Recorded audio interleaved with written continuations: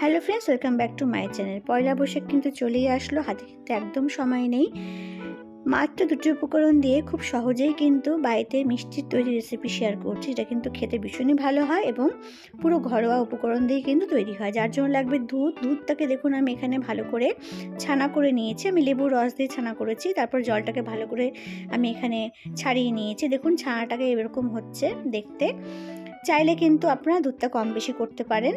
তো এবার আমি এখানে প্রায় 1 লিটার দুধ ভালো করে ফুটতে দিয়েছি। যেটা ধরুন 4 কাপ যদি দুধ হয় তো সেটা ফুটে ফুটে কিন্তু 1 কাপ মতন হবে।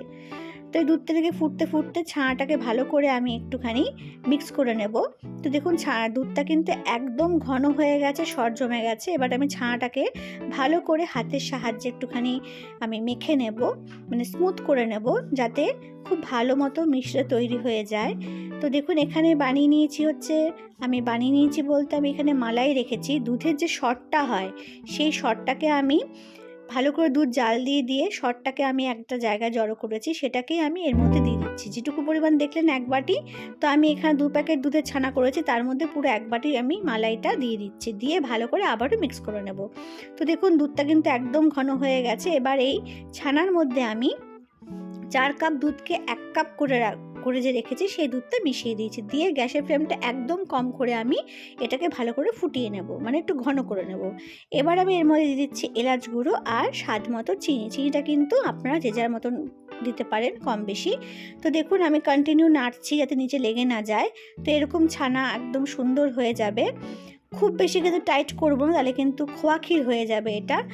তো দেখুন কত সুন্দর একটা ক্রিমি টেক্সচার চলে এসছে।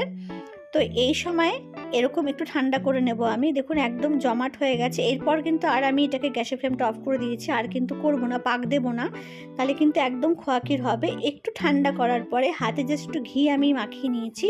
নিয়ে যেরকম কাঁচাগোল্লা কিনতে পাওয়া যায় বাজারে, এটা কিন্তু সফট হবে, খুব বেশি কিন্তু হার্ড হবে না। জাস্ট আমি এরকম গোল গোল শেপ দিয়েছি, চাইলে আপনারা যে কোনো শেপ দিতে পারেন। দিয়ে আমি একটা গোল শেপ দিয়ে সুন্দর করে প্লেটে সাজিয়ে নিচ্ছি। এরকম করে সবগুলোকে আমি দেখুন গড়ে নিয়েছি। এবার এর মধ্যে হালকা একটুখানি কেশর ভেজানো কালার বা ফুড কালার যেটাই থাকুক আপনার বাড়িতে সেটা দেবেন, না দিলেও হবে। উপর দিয়ে কিশমিশ ছড়িয়ে বা সাজিয়ে দিয়ে আমি এটাকে সার্ভ করব। চাইলে আপনারা পেস্তা বাদাম কুচি বা প্লেনভাবেও কিন্তু সার্ভ করতে পারেন।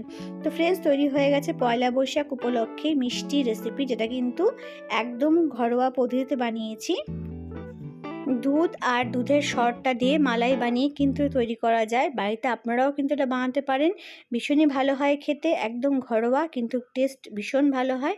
আশা করব আমার রেসিপিটি ভালো লাগলে প্লিজ কমেন্ট করে জানাবেন। Please support my channel. আপনারা অবশ্যই ট্রাই করবেন। আর সকলকে ভিডিও দেখার জন্য অনেক থ্যাংক ইউ। ভালো থাকবেন।